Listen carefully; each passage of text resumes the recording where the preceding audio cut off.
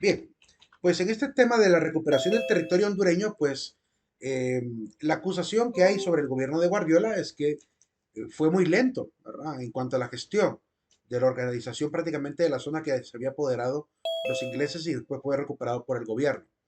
Logra después hacer un tratado con Inglaterra, el tratado se llama White Cruz, ¿verdad? Que se va a firmar el 28 de noviembre de 1859 entre Honduras y Gran Bretaña. La intención de este momento, pues es básicamente de parte del gobierno obtener el control de la zona, pero de parte de Gran Bretaña era proteger a los que eran, obviamente, habían sido súbditos de la corona, dejarles prácticamente en una estabilidad social y también en una estabilidad hasta religiosa. Y esa es la situación que le va a traer problemas a José Santo Guardiola.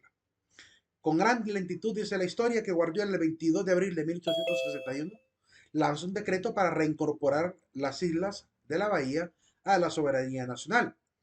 Luego se da este tratado que le llamamos el tratado White-Lennox, ¿verdad? O Lennox-White Cruz. Es por los dos delegados representantes de Honduras, ¿verdad? Designado por Honduras que fue Francisco Cruz y Sir Lennox White, que por el lado de Gran Bretaña. En el tratado queda establecido básicamente dos cosas. Primero, el tema de la devolución de las islas del Caribe, llamadas Roatán, Guanaja, Utila, Elena, Barbareta y Morat, por los que recién van ingresando, no hay contraseña, conocidas como las Islas de la Bahía, situadas en la Bahía de Honduras como parte de la República de Honduras. Su Majestad Británica prácticamente le da entrega y reconocimiento de esas islas como parte del territorio. Pero aquí viene la condición del tratado. No lo leeremos todo, solamente estos dos fragmentos. En el segundo momento del tratado, la reina pone una condición, y la condición va a ser la siguiente: que los habitantes de dichas islas no serán molestados en la posesión de cualquiera propiedad que en ellas se hayan adquirido, y conservarán entera la libertad de culto y creencia religiosa en lo público y lo privado, pero permanecerán en todo lo demás sujetos a la ley de la República de Honduras. Eh, ¿Por qué trajo un problema esta condición? Porque como hemos dicho, en las constituciones anteriores, la de 1825 hasta la constitución sexta, octava de 1848, la religión del Estado prácticamente era la religión católica. Pues en este momento básicamente se le da el permiso a, a los habitantes de las islas de la bahía y todas las mencionadas para que permanezcan todavía con la religión anglicana, la iglesia protestante anglicana, eh, y sus derivados, ¿verdad? Bautistas, menonitas y todos los que pudieron haber venido de Inglaterra. Eh, el problema de esto es que la iglesia empieza a reclamar, empieza a reclamar porque es un problema constitucional, que permitan obviamente que haya hegemonía, incluso templos de iglesias protestantes en territorio hondureño, cuando eso estaba prohibido según la ley, como les he dicho, en las constituciones anteriores y la última constitución del 48. Empiezan a hacer un reclamo y eso es lo que va a llevar a problemas al gobierno de Guardiola. Se genera entonces el problema. El obispo del Cid, el que existía en ese momento, que había sido sacerdote, presbítero, luego fue elevado a vicario del cabildo eclesiástico, ¿verdad? Vicario capitular, y empieza a hacer los reclamos, obviamente, para resolver ese problema y esa laxitud con la cual actúa. Una lentitud y una debilidad de parte del gobierno de Guardiola al no hacer cumplir la ley de la Constitución. Claramente el reclamo era razonable, como les digo, 1848 decía el artículo número 16 lo siguiente: la religión del Estado será la cristiana católica apostólica romana, con exclusión del ejercicio público de cualquier otra. O sea, desde ahí ya deja claro que la única iglesia que puede tener culto público será la católica. Podría venir cualquier protestante, pero tendría que haber vivido bajo una prácticamente religiosidad interior, ¿verdad? Privada, en la familia, cuando mucho. Pero no podría generar iglesias, ¿verdad? Ni mucho menos hacer actos públicos o participar públicamente con su religión. Eso es lo que estaba prohibido. Sus altos poderes la protegerán con leyes sabias, pero ni estos, de autoridad alguna, tendrán intervención ninguna en el ejercicio privado de las otras que se establezcan en el país, si éstas no tendiesen a deprimir la dominante y el orden público. O sea, si viniesen otras iglesias, con tal que no viniesen a ejercer ejercicio público, sino simplemente de manera privada, podían establecerse. El problema es que ya había iglesias protestantes públicas en las islas de la bahía. Este es el reclamo que le hace. y se le sale de las manos a Guardiola. No logró controlar esta situación. También hay que decir que los sacerdotes de la época, ¿verdad? Ahí sí hay que decirlo con toda la transparencia posible, los sacerdotes de la época empezaron a utilizar prácticamente el púlpito, ¿verdad? La predicación para, para atacar al gobierno, ¿verdad? Para de alguna manera hacer verle al pueblo hondureño, ¿verdad? Como decimos, esta actitud laxa descuidada de parte del presidente de no tener mano dura sobre el cumplimiento de la ley.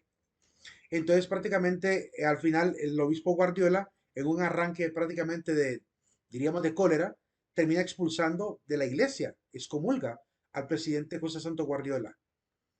Esto, pues, fue prácticamente la gota que derrama el vaso para generar un conflicto grave entre la iglesia y el Estado.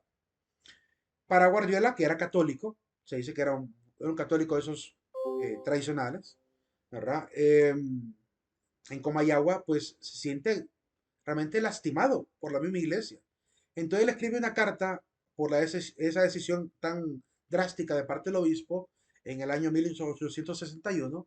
Le escribe al obispo de decir lo siguiente: no puedo explicar ciertamente a ustedes cuán grave ha sido el pesar que me causaron acontecimientos de tal magnitud, y con la suerte de esa iglesia igualmente, que la persona de ustedes no pueden serme indiferentes.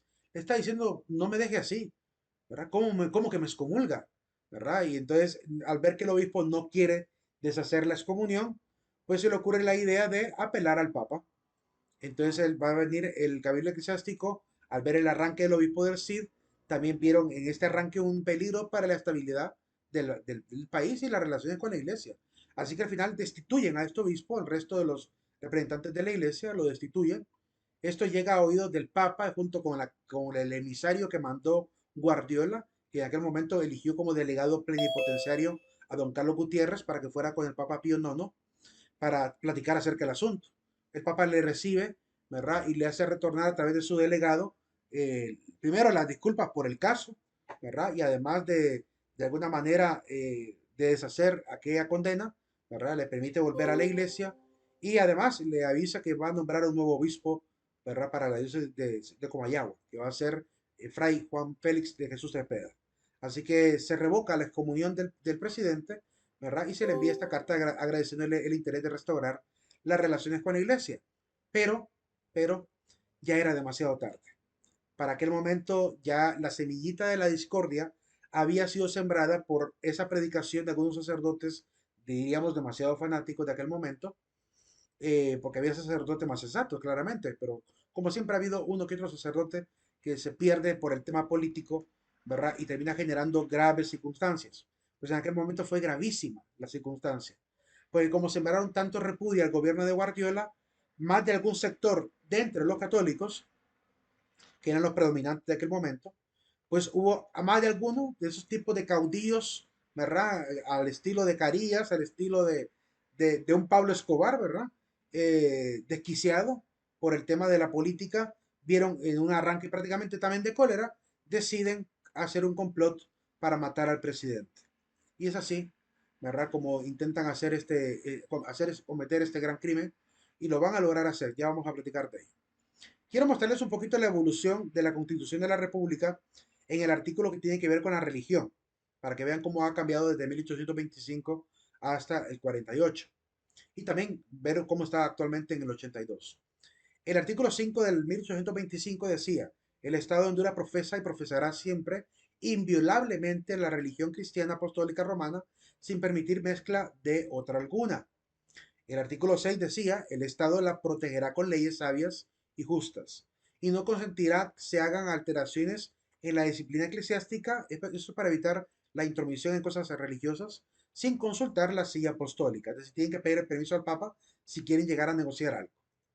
Ya en 1831 aparece que se permite la misma religión como oficial, con exclusión del ejercicio público de cualquier otra, que es lo que se va a repetir también en el 48. Debe defenderle al Estado y sostenerla, es un deber del Estado. En el 1839 cambia un poquito. Los derechos imprescriptibles de los hondureños son tributar a Dios culto según su conciencia. Ya como que se está sintiendo a partir del 39 que empieza a meterse un poquito la doctrina un poco liberal.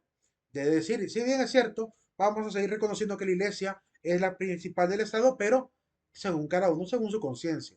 Te empiezan a como a que sembrar la semillita ideológica en el artículo número 5, ¿verdad? En el inciso 5 del artículo 8. En el artículo 16, pues seguía prácticamente estableciendo la religión como oficial y protegida por el gobierno.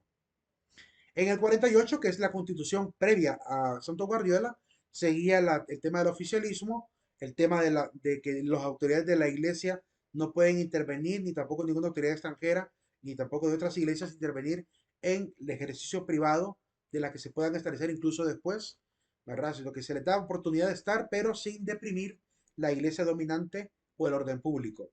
Y este mismo decreto, artículo 15, se mantiene en el artículo 8 del 65, en el artículo 7 del 73, de igual manera, la misma redacción en esas otras quinta y sexta constitución de la República. Actualmente, en la de 1880 ya hubo un cambio drástico, muy drástico. Prácticamente se elimina la protección de la iglesia. Vean cómo lo redactaron. De profesar cualquier culto, el Estado no contribuirá al sostenimiento de ningún culto. Los cultos se sostendrán con lo que voluntariamente contribuyan los particulares. El Estado ejercerá el derecho de suprema inspección sobre los cultos. Ok, de acuerdo con que la iglesia debe sostenerse con lo que los mismos cristianos aportan. Totalmente de acuerdo con eso. No hay ningún problema ahí. No hay ningún problema tampoco con el tema de que el Estado no contribuya a sostener a la iglesia. Está bueno. Para la iglesia misma se logra sostener con lo que los católicos no logran ofrendar para aquel momento. Ahí estamos de acuerdo con esa laicidad del Estado y del no estar obviamente protegiendo a ninguna religión. Pero me parece curioso y está excelente que lo hayan incluido esta idea de que el Estado debe ejercer el derecho de suprema inspección sobre los cultos. Es necesario. ¿Por qué? Porque si no pueden ocurrir cuestiones gravísimas en los gobiernos, como se pudo constatar en el caso, vaya, si el Estado hubiese vigilado lo que los sacerdotes hubiesen predicado en aquel momento, quizá se habrían enterado del complot tarde o temprano de querer matar al presidente y quizás se hubiera evitado. No se vigiló.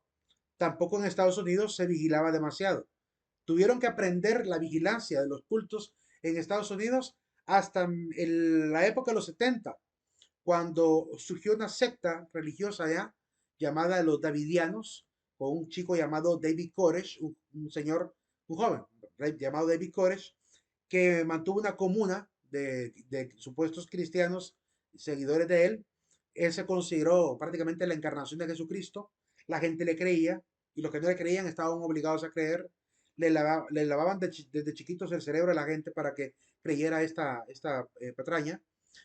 Al final de cuentas, pues el Estado se entera que hay como que cierta actitud subversiva contra el gobierno, porque se nota que están adquiriendo armas, quizás para hacer algún tipo de levantamiento armado, por lo cual el Estado empieza a vigilar con el condado, ¿verdad? Llegan noticias de la jefe del condado y llegan prácticamente los oficiales a rodear el lugar para pedirle a David que abandone el lugar porque quieren inspeccionar el lugar. David no se quiere marchar, ¿verdad? Y en medio de la bulla de salir o no salir, ¿verdad? Entonces quieren obligarlo a la punta de arma a salir. Al final sale un disparo desde dentro de la casa, le dispara a un oficial para meterle miedo y que se fuera, pero no, se desató toda una batalla desde la mañana hasta el atardecer de ese día, terminando con muertes trágicas, ¿verdad? Se le llamó la masacre de Waco, Texas, a, esa, a ese enfrentamiento entre Estados Unidos y la comuna de los Davidianos. Eh, y después metieron ya agentes especiales para empezar a entrar, incluso por el techo, para entrar a la casa a la fuerza. Pero fue muy tarde. Le salieron heridos, ¿verdad? Cuando quisieron volver a hacer el intento, David ya no soportó, hizo una última cena, envenenó con algún tipo de veneno prácticamente a la comunidad, eran 72 personas, y después hizo volar la comuna con explosivos que también tenía dentro de la comuna, matando 72 personas entre mujeres, hombres y niños. Es una desgracia por no haber vigilado correctamente desde el Estado lo que se estaba enseñando en una comuna. Que tenemos que tener en consideración que hay grupos religiosos que hacen cosas bien, incluso musulmanes y budistas y taoístas, de cualquier religión, ¿verdad? Hay un sector de las religiones que hacen las cosas bien. Pero hay otro sector de dentro de las religiones que son las sectas que pueden surgir de las mismas religiones grandes que pueden generar este tipo de problemas, a los cuales hay que ponerle mucha atención. Miren, por ejemplo, lo que ocurrió en Guyana Francesa. En Guyana Francesa también hubo una comunidad llamada la Comuna de Johnstown, donde apareció Jim Jones, el famoso predicador Jim Jones de ese lugar, en Guyana Francesa. Logró también convencer a la iglesia de celebrar una especie de retiro, ¿verdad? Y le metió en la cabeza que era, ya venía prácticamente el final de los tiempos, era una iglesia de estilo milenarista, y le mete en la cabeza que tienen que tomar la última cena para poder librarse de lo que viene y poder ascender a los cielos. Y prácticamente convenció a la gente, también a punta de armas, obligó a la gente a tomar la última cena, que era tomar una limonada con cianuro. Al final mató cerca de 900 personas el mismo día, ¿verdad? De eso hay fotografías en internet sobre esta masacre de Johnstown, en Guyana Francesa.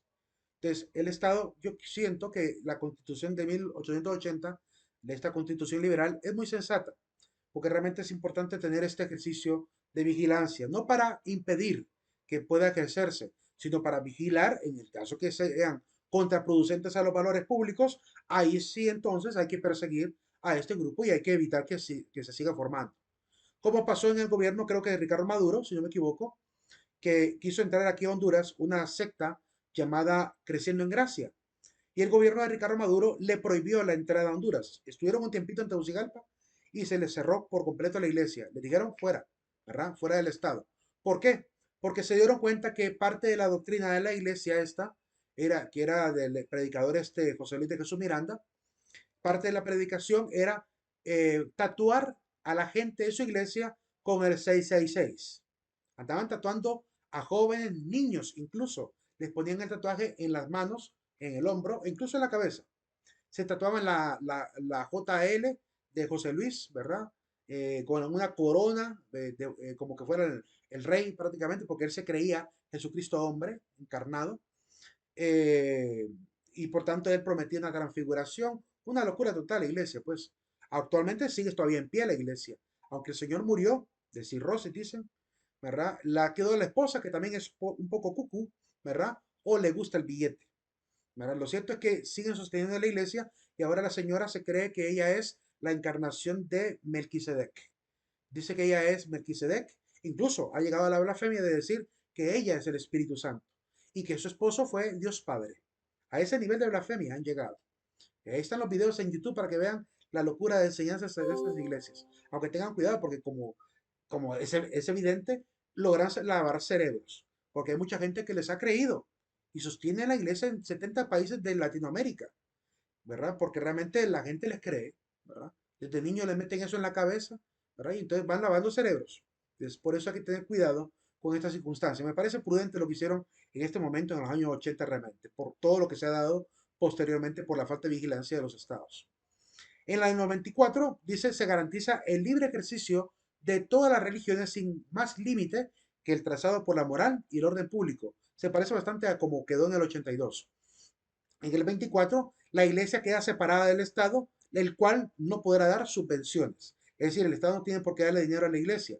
Si ha llegado a ver este tipo de prácticas, por ejemplo, en el gobierno de Carlos Flores hubo algunas colaboraciones, en el gobierno de Ricardo Maduro también hubo colaboración, en el gobierno de Juan Orlando y de Mer Zelaya también hubo colaboración para con la iglesia, es decir, para con obras sociales de la iglesia, como por ejemplo algunas ayudas para el Padre Ketlas, ¿verdad? Para ayudar a la guardería infantil, a este hospicio de niños. Entonces, ha habido trabajo de parte de la iglesia y el Estado ha reconocido la importante labor y ha querido ayudar, o con la donación de un terreno o algo así, para ayudar a la iglesia. Pero es porque también la iglesia está prestando una colaboración social al Estado. Es decir, él tiene un deber tremendo en este país. Estamos hablando de que cerca del 25% de las problemáticas de Honduras las está paliando la iglesia con toda su labor social. Hogares de adultos, hogares de niños, comedores infantiles, becas en todos los niveles educativos, que eso tendría que darlo el Estado. El Estado es el que tendría que tener guarderías y hogares de adulto mayor, ¿verdad? Pero prácticamente el trabajo educativo y también de asistencia que la iglesia presta es una gran ayuda al Estado de Honduras. Por eso algunos presidentes y algunos gobiernos han querido tener también ese tipo de colaboración con la iglesia. Y la iglesia pues no está obligada a ceder ante ningún político porque quiera colaborar. Es que si lo dan porque quieren, porque han visto la obra y quieren ver que siga la obra dándose. eh, pero claramente la iglesia no puede estar obligada a ningún favor político, y eso es lo que sí hay que tener claro. No se podrá someter al estado civil de las personas a una creencia religiosa determinada. Aquí, esta parte del artículo 54 se logra ver también en la del 82 un poquito más extenso. Se aclara muy bien cuál es el papel de los religiosos y lo que está prohibido según la Constitución que ellos puedan hacer para evitar los errores del pasado. Veamos lo que dice esta Constitución, la última que tenemos, que es la del 82. Dice que los ministros de las diversas religiones, además de la garantía del ejercicio público, no podrán ejercer cargos públicos, es decir, ni sacerdotes ni pastores pueden ser candidatos a diputación, alcaldía o presidencia. No pueden participar en ningún partido político con cargos públicos, cuando muchos pueden apoyar con su voto, pero no pueden participar activamente. Tampoco pueden hacer propaganda política desde la parte de la predicación, del púlpito o de los sermones, ¿verdad? Es decir, no se puede hacer este tipo de manipulación también, diríamos, política a partir de la predicación, mucho menos invocando para dar fin la creencia religiosa del pueblo, como cuando salen los políticos a decir Dios bendiga a Honduras o con la ayuda del pueblo voy a ser el próximo presidente de Honduras, que lo hemos escuchado y lo hemos sabido, que siguen haciendo uso de Dios para mover a la gente en el temor de Dios a votar por el presidente o la presidenta. Entonces siempre vamos a ver a los políticos usando a Dios para todo. Bueno, hasta Nayib Bukele lo ha hecho, ¿verdad? Ha utilizado muy a menudo el tema de Dios. Ojalá que sea un santo temor de Dios el que realmente tengan. Yo no desearía que fueran temerosos de Dios, pero a veces más bien lo utilizan como una excusa populista. Tal como está en una carta que Hugo Chávez le escribió, pero que Fidel Castro le escribió a Hugo Chávez cuando fue electo presidente en Venezuela. Esa carta se leyó en medios de comunicación con un periodista de apellido Ballesteros, ¿verdad? Él leyó la carta que se filtró desde la oficina del presidente de Hugo Chávez, se filtra la carta y la leen en la radio, mostrando el nivel de manipulación incluso con la religión para fines políticos. Entonces, busquen la carta de Ballesteros de Fidel Castro a Chávez y léanla. Se darán cuenta de cómo los políticos utilizan a veces a Dios y claramente, bueno, como cristianos sabemos que eso no va a quedar sin su recompensa. Bien, básicamente esta es la evolución de la Constitución para que vean cómo ha cambiado el tema de las relaciones iglesia y Estado después del conflicto. Es interesante cómo en el 82 se están cuidando prácticamente los políticos de la espalda. Le están diciendo a los mismos religiosos no pueden seguir utilizando la predicación para fines políticos. Y está excelente que lo hagan. Y estamos como parte de la iglesia de acuerdo con que el púlpito, decir, el sermón, la homilía, tiene que utilizarse para predicar a Dios y el amor a Jesucristo y el cumplimiento de los valores evangélicos. Pero no puede invocarse temáticas políticas excepto para fines morales. Es decir, cuando muchos pueden hacer denuncia pública de los delitos morales que se están cometiendo públicamente por las autoridades, así en general, sin aludir a ningún político de manera directa. Pero de manera general, la iglesia está llamada a así denunciar realmente la inmoralidad del Estado. Que ahí estamos de acuerdo, ¿verdad? Y ahí no sé, lo que no estamos de acuerdo es cuando empiezan a querer de repente decir, aunque yo nunca lo he escuchado en tanto años dentro de la iglesia, que quieran de repente mover a la gente a que voten por un candidato y no voten por otro. Yo creo que solamente se podría pedir que no voten por un candidato en el caso de que por la misma moralidad de la iglesia, votar por ese partido sea contrario a la fe, ¿verdad? O sea, yo por ejemplo como católico sé que no puedo votar por un partido comunista, porque claramente son ateos y quieren quitar a Dios del camino de toda la población. No puedo votar por un gobierno socialista, porque sé que muchos socialistas promueven el aborto. Por eso no puedo votar por un partido que promueva el aborto, porque es contrario a los valores evangélicos de la misma palabra de Dios. De claramente, por esas circunstancias, la iglesia sí podría hacer uso de esto. Lo que no puede decir es directamente voten por tal candidato. Esa elección debe quedar también en lo oculto que debe quedar según la ley misma. ¿Verdad? El voto es privado y entonces ahí no se puede manipular a la gente para eso. Pero sí advertir sobre la incoherencia cristiana de apoyar a cierta ideología política, que ahí está toda la iglesia en su derecho de hacerlo. Prosiguiendo. Aún así, a pesar de los intentos de la paz con el Papa, como les digo, la semillita fue sembrada. Y entonces aparecen algunos historiadores como mi maestro de historia, Juan Ramón Martínez, en su libro de Honduras, La Fuerza del Desacuerdo, llamando a esta predicación de los sacerdotes y al lío que se generó después de esto como la Guerra de los Curas, así le ha titulado él. ocurre lo siguiente, ¿verdad? Van a hacer un complot para matar al presidente, ¿verdad? Ese complot se lleva a cabo a través de un señor llamado Cesario Aparicio, desgraciadamente cometiendo el magnicidio de matar al presidente el 11 de enero de 1862. Ese día sería asesinado en la puerta de su residencia. Según se cuenta, llega Cesario Aparicio con algunas otras quizás personas, tocan la puerta de la casa del presidente, le piden de que lo están necesitando urgentemente, ¿verdad? No sé en qué lugar, pero el presidente le dice, está bien, me voy a ir a cambiar, ¿verdad? Se da la vuelta y en lo que se da la vuelta logran matar al presidente en la puerta de su casa. Ahí en Comayagua, ¿verdad? Ahí lo matan. La consecuencia de esto, grave para la iglesia, porque claramente a partir de este momento la iglesia perdió muchísimo poder por el grado de influencia que tuvo con la predicación de algunos sacerdotes que se excedieron con el tipo de acusaciones. La iglesia con esto marcó pues un punto de inflexión donde se logra ver que va perdiendo poder, ¿verdad? Incluso moral dentro de Honduras, desgraciadamente. Esta es la casa del presidente Santo Guardiola, ¿verdad? En el cual se le dio muerte.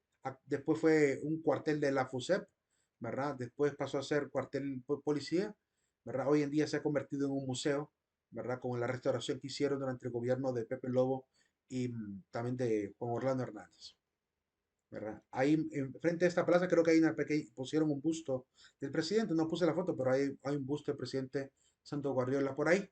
Esta es la puerta de entrada de la casa. En Comayagua está la casa. Bien, ¿alguna pregunta hasta ahora?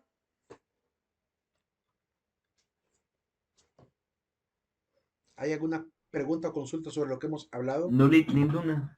Ok. Hablemos de José María Medina. Una vez muerto Guardiola, tienen que elegir a alguien provisional. Es un desastre la inestabilidad política que va a producir ese magnicidio. Momentáneamente, José Santo Guardiola, pues que va a ser asesinado en el 62, ¿verdad? Ese es el busto. Ah, sí, puse la foto, miren. Ese es el busto que pusieron en ese cuartel, en esa casita del presidente, ¿verdad? Donde estaba el antiguo cuartel, ¿verdad? Ese es el busto que mandaron a hacer. Después de Santo Guardiola, pusieron a José Francisco Monte de manera provisional, debido a la muerte de él, pues va a estar solamente el año 62 al frente del gobierno. Luego de ello, van a elegir a Victoriano Castellanos, del 62 también, solamente de febrero hasta diciembre. Miren que el primero estuvo de enero a febrero y el segundo estuvo de febrero a diciembre. Es decir, estaban cambiando el presidente drásticamente porque nadie quedaba conforme con la gestión del presidente que estaba de turno. Luego de eso, en ese momento Medina va a trasladar Santa Rosa, la capital, a Santa Rosa de Copán, porque tenía noticias de que el presidente de Guatemala, Rafael Carrera, seguía teniendo injerencia sobre Honduras y quería mandar a matar al presidente Castellanos. Por esa razón, por esas noticias, pues se obligaron a pasar de Comayagua a Santa Rosa de los Llanos. En aquel momento, Santa Rosa de Copán. Así que Santa Rosa se convirtió en la capital de Honduras por un momento. En la casita donde estuvo la casa presidencial de Santa Rosa de Copán está exactamente a la par de Teatro Hispano, la parte trasera de Teatro Hispano, que está a la par de la Catedral de Santa Rosa, pues la esquina opuesta al Teatro Hispano, enfrente, mejor dicho, la esquina enfrente del Teatro Hispano, ahí estuvo antes HSBC y también estuvo la vivienda ahí, no sé qué banco estará hoy en día, pusieron un banco por ahí, pues ahí en esa casa estuvo la antigua casa presidencial. Anteriormente, antes de todos esos bancos, estuvo una pulpería, ¿verdad? Ahí antes. El ascenso de Medina no fue fácil, la presidencia de Medina. Fue Castellanos el que estuvo en ese tiempo hasta el año 62. En ese tiempo que él estuvo, nombra a Honduras República de Honduras. Dejó de ser simplemente un estado de Honduras a convertirse en República de Honduras, cambiando un poquito también la constitución. Excusas para poder quizá quedarse en el poder. Después llega José Francisco Monte Fonseca, ¿verdad? Puesto por depósito de la Asamblea Legislativa como presidente también de depósito, el presidente también de tipo provisional. Victoriano tiene que viajar a El Salvador para dar algunos, ¿cómo se llama? Algunos problemas por allá y tenía que ir a hacer gestiones. Así que durante ese tiempo no podía quedar acéfala la capital, así que ponen a José Francisco para que quede en ese tiempo. En ese momento de transición presidencial es donde entra José María Medina, de facto, es decir, llega con golpe de Estado, quitando a José Francisco Montes y se queda él primero, con de manera fáctica, ¿verdad? De 1863. Anteriormente a esto, estuvo también ahí como de manera provisional, como en el año 62. Así que tenemos a José María Medina, que nació en Santiocotepeque en el año 1826. Y quedó como presidente provisional en el 62, ¿verdad? Él era uno de los que estaba también al lado de Medina, trabajando. Luego llegó a ser el sexto presidente constitucional de Honduras como presidente de la República.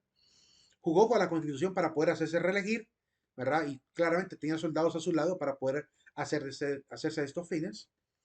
Terminó la construcción del castillo de San Cristóbal de la ciudad de Gracia de Lempira del año 76 al 70 digo, 75 a 76.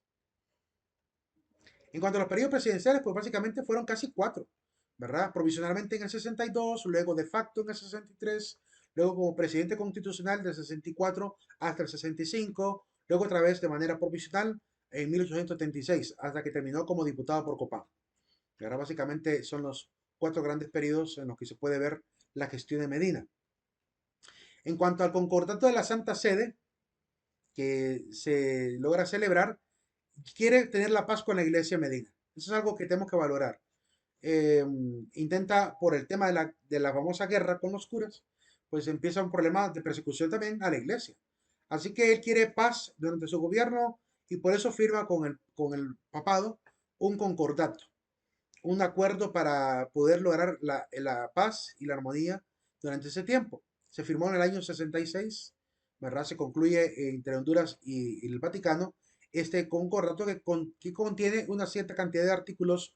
Algunos de ellos no podemos leerlos todos, pero algunos de ellos son bien interesantes y quiero que lo veamos.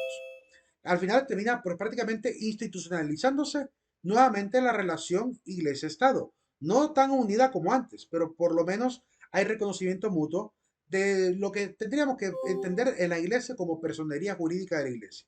Más adelante la iglesia va a adquirir esa personería jurídica, ¿verdad? Para que el Estado la deje en paz como cualquier otro colectivo que tenga personería jurídica en el país.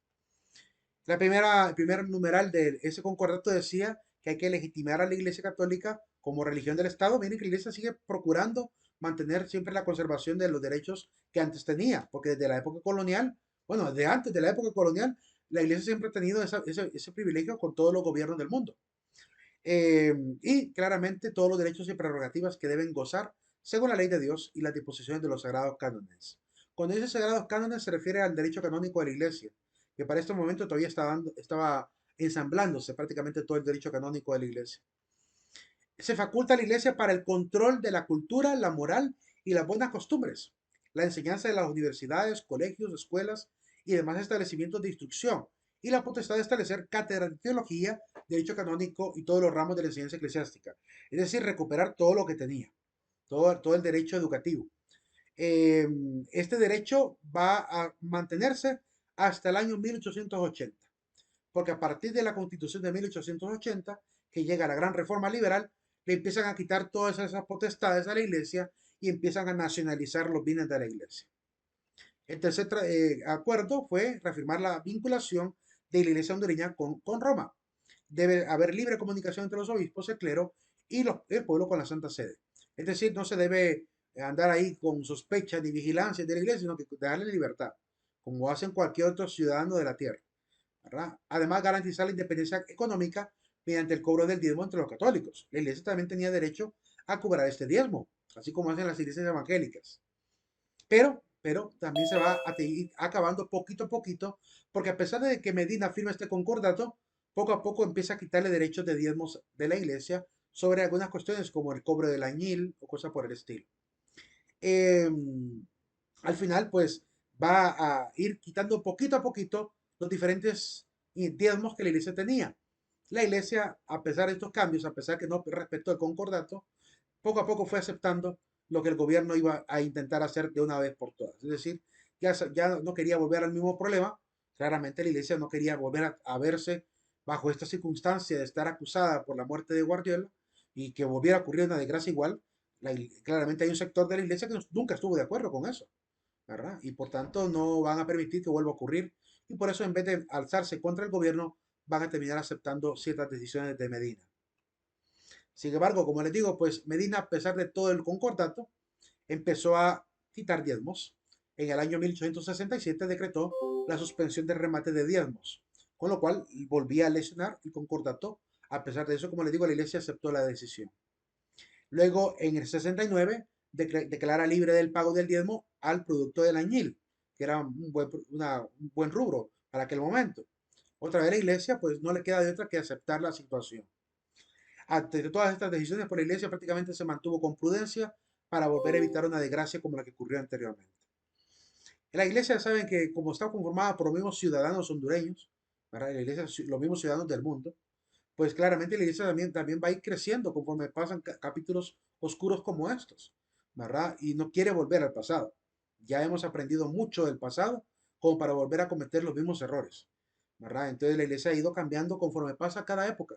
La misma historia la va haciendo que supere moralmente a la iglesia de antaño, ¿verdad? Y claramente hoy la iglesia, hoy por hoy, en algunos aspectos, es mucho mejor que otras cosas que hacía la iglesia anteriormente.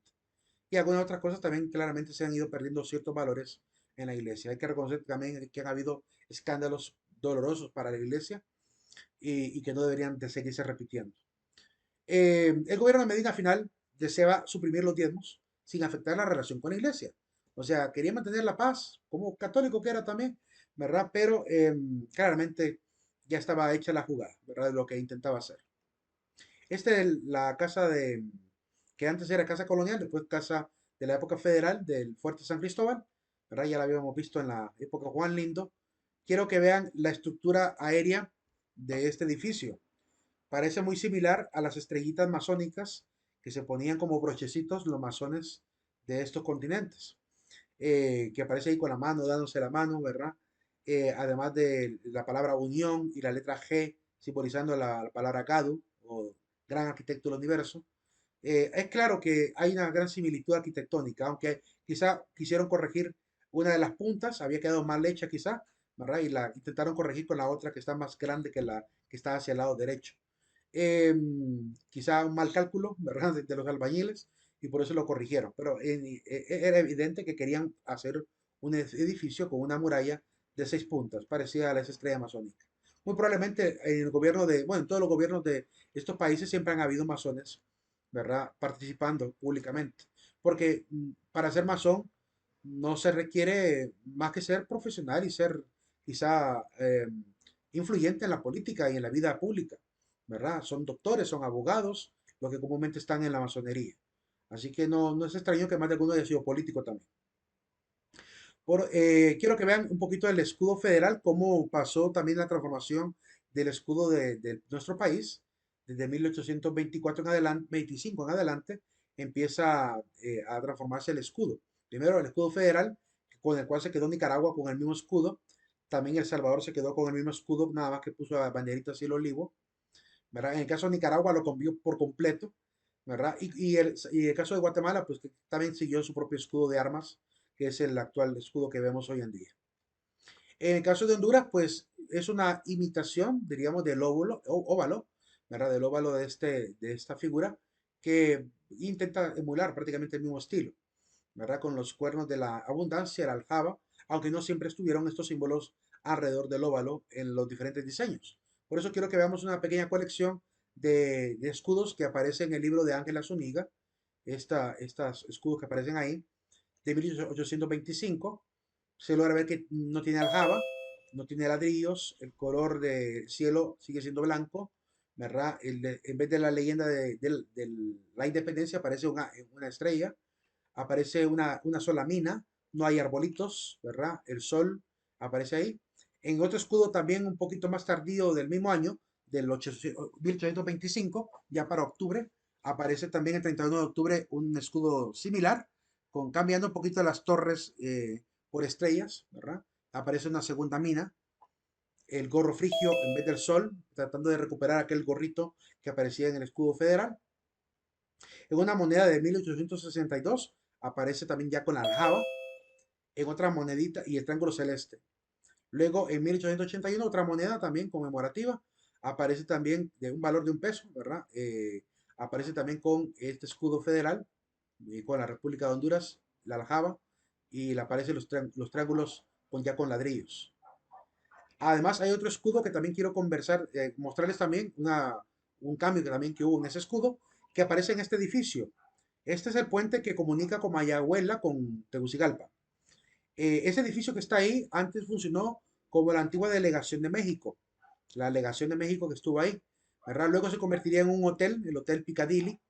Luego comprarían el terreno los del gobierno para poder hacer ahí el edificio de la casa presidencial, ¿verdad? De la época de Bertrand. Este es el palacio, el estilo de palacio por fuera, el plano norte, ¿verdad? El plano de la parte este, la parte sur, ¿verdad? La que se logra ver desde el río. Es básicamente esta toma, es básicamente la que estamos viendo. Y enfrente de este palacio, pues en la parte baja de la cúpula, aparece un escudo también con algunos símbolos que no aparecen en los nuevos escudos, ¿verdad? Actualmente hoy es el Museo Nacional, ¿verdad? Con fotografías de todo Tegucigalpa y las pinturas de los presidentes. Estas pinturas de los presidentes son las que creo, si no me equivoco, son las que estaban en el antiguo Museo de Villarroy. Anteriormente en Tegucigalpa, en la parte de arriba, del Parque Central para arriba, había un museo, ¿verdad? En una casa llamada la Casa Roy, y ahí estaban las pinturas con incluso las botas de Morazán, el sombrero de Cabañas, la espada creo que también de Cabañas, estaban los automóviles también de Tiburcio Carías Andino, ¿verdad? El famoso auto que después terminó en el Hotel Clarion exhibido. Más adelante les voy a mostrar esa fotografía. Y creo que son las mismas pinturas que aparecen aquí, la del pasillo de los presidentes, ¿verdad? Enfrente de este edificio, que era la antigua casa presidencial, la segunda casa presidencial de Tegucigalpa, aparece un escudo también con una mina, ¿verdad? Tienen además sin leyenda, aparece una forma así como florida, decorativa, una palmera, ¿verdad? Una casita, ¿verdad? Y aparecen ya los clavos también con clavos, martillos, cinceles, que se ocupan para la construcción de este país también. Y también seguramente aludiendo un poquito a los clavos también de los rieles de los trenes que quería Honduras construir. Bien, salimos de esta parte curiosa de la época de Medina para hablar del siguiente periodo y del siguiente presidente, ¿verdad? Que será Marco Aurelio Soto. Así que cambiamos a colores rojo y blanco del Partido Liberal. Cuando toquemos a Carías ya van a ver que ahí tengo colores azules y blancos. Y cuando cambiamos a la época de la Junta Militar será moteado, ¿verdad? Le he puesto esos colores según prácticamente el tipo de ideología que dominaría durante ese tiempo. Hablemos un poquito entonces de la reforma liberal en estos últimos 5 minutitos que tenemos. ¿Alguna pregunta hasta ahora de lo que hemos visto? No le Ok. Es importante aprender de la historia de Medina y el tema de la iglesia, cómo deben ser las verdaderas relaciones de los ciudadanos, tanto en lo político como en lo religioso. Es importante tener cordura, prudencia, trato amable, buena diplomacia para evitar esos conflictos, ¿verdad? No es necesario. Recordemos que los miembros de la iglesia son también los mismos miembros del Estado, si no son distintos, ¿verdad? Como decía en una ocasión el padre Juan Ángel López, cuando de repente dice que en las redes sociales le dicen a él que los curas no tienen que meterse en cosas de política, y él dice que a veces le respondía, ¿verdad? Ah, no, ¿quieren que les muestre mi cédula? Porque los sacerdotes también son hondureños y claramente les preocupa lo que pase con Honduras. Por lo cual, cuando intentan hablar de cosas políticas, tienen todo el derecho de hacerlo, ¿verdad? Hay que recordar que la exención de impuestos que se le da a la iglesia es para las actividades de la iglesia, pero a nivel personal, el sacerdote cuando compra su ropita o de repente compra algún alimento o algo, el impuesto, él paga los impuestos. O sea, los sacerdotes no andan pidiendo ahí descuento de la iglesia cada vez que compran un par de calcetines, ¿verdad? Claramente sus cosas las obtienen, ¿verdad? Comprándolas como cualquier ciudadano. Así que también pagan impuestos sobre la venta. La iglesia es la que realmente está exenta de impuestos cuando hace actividades. Por ejemplo, si la iglesia quiere comprar bancas para la iglesia, cuando va a la carpintería le pide que le haga la exención de impuestos para la banca de la iglesia. Cuando se paga el combustible de los automóviles para trasladar a los sacerdotes a diferentes iglesias a visitar las comunidades. Esas actividades claramente están obviamente sostenidas por la iglesia misma. Pero ahí el Estado le ha dado exención de impuestos por la personería jurídica que la iglesia representa, ¿verdad? Como les digo, la labor que la iglesia está realizando, claramente. Ha habido unos que otros políticos por ahí que quieren volver a obligar a la iglesia que pague esos impuestos, como si los demás ciudadanos que vamos a la iglesia no pagáramos los impuestos. Entonces, a veces eso da un poco hasta de risa, de ver cómo ellos quieren imponer nuevamente ese tipo de política fiscal con una iglesia que está formada por ciudadanos que ya pagamos impuestos, eh, cuando son actividades que son diferentes y olvidando también el servicio que presta como institución al Estado mismo, con todas las obras como les he dicho. Pregúntenle a Cáritas todos los proyectos que ha hecho con campesinos. Pregúntenle a Cáritas, pregúntenle a Manos Unidas, pregúntenle a las Hermanas de la Caridad cuántas infancias han salvado de estar en la calle, cuántas infancias han salvado de hogares de incluso de mal vivir, ¿verdad? Que los han salvado de vivir esa vida y cómo las mismas hermanas franciscanas, por ejemplo, les han llevado a tener hasta prácticamente profesiones. Yo conocí a muchísimas chicas del colegio, del Colegio Santa Rosa, de aquí Santa Rosa de Copán, que salieron del hogar de niñas de San Antonio. Es decir, salieron desde niñas cuidadas ahí en ese el hogar de niñas como se le llama, o hospicio también se le llama. eh, Obtuvieron becas de parte del Colegio Católico, se les permitió estudiar hasta el bachillerato y ahora son mujeres independientes. Ya algunas de ellas casadas, otras se fueron del país. Incluso hubo una que estuvo patrocinada, bueno, comúnmente se le consigue patrocinadores incluso de afuera del país para que les ayuden económicamente. Y hubo una que mantuvo siempre con comunicación constante con gente de España, que apenas se graduó de bachillerato, se la llevaron para España, ¿verdad? De ser una niña que fue abandonada a vivir bien en España. Y todo eso gracias al papel que la iglesia está jugando también en la vida de estas personas. Pero cuando la gente no entiende lo que la iglesia hace, ¿verdad? Empieza a hacer rabietas por un impuesto que no es nada significativo comparado al gasto, por mejor dicho, a la inversión social que la iglesia está haciendo ayudando a estas juventudes. Pero bueno, es parte de lo que a la gente a veces ni se entera de esto. Sobre la reforma liberal. El proyecto de ferrocarril, como les digo, comenzó con Medina, ¿verdad? En ese gobierno, desgraciadamente, se elaboró en 3 etapas. Se tuvo que parar por ciertas también intentos de quitarle el poder a Medina, por esto de llegar como presidente de facto. El proyecto tenía 3 etapas de construcción, desde 1870 al 72 se supone que tenía que haberse terminado.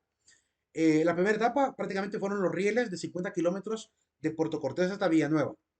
La segunda etapa, ¿verdad? Estuvo en progreso, pero se vino la guerra de Honduras con El Salvador en el año 1871. Esta no es la misma guerra de Honduras del Salvador, famosa guerra del fútbol, no es nada que ver con esa. De hecho, más adelante hablaremos de esa guerra, pero es una guerra anterior, ¿verdad? Son guerras civiles que se están dando por la lucha de los poderes de los presidentes de El Salvador, Guatemala y Honduras. Y la tercera etapa, con esto terminó, ¿verdad? Se vino la guerra también de Honduras con El Salvador, y Honduras con Guatemala y El Salvador con Guatemala, una guerra tremenda. En estas guerras, pues Medina sale derrotado y por eso se detiene el proyecto del ferrocarril. Pero por ahí nos vamos a quedar. Mañana hablaremos un poquito más de la consecución de poder después de Medina. Nos quedamos aquí. Pasen a colocar su presente al final en el aula virtual. No olviden colocar su presente al final. Tengan feliz tarde, jóvenes. Buenas noches. Buenas noches a todos. Buenas tardes, César. Gracias. Pásenla bien. Feliz tarde, Lee. Feliz tarde. Buenas noches, Lick. Buenas noches.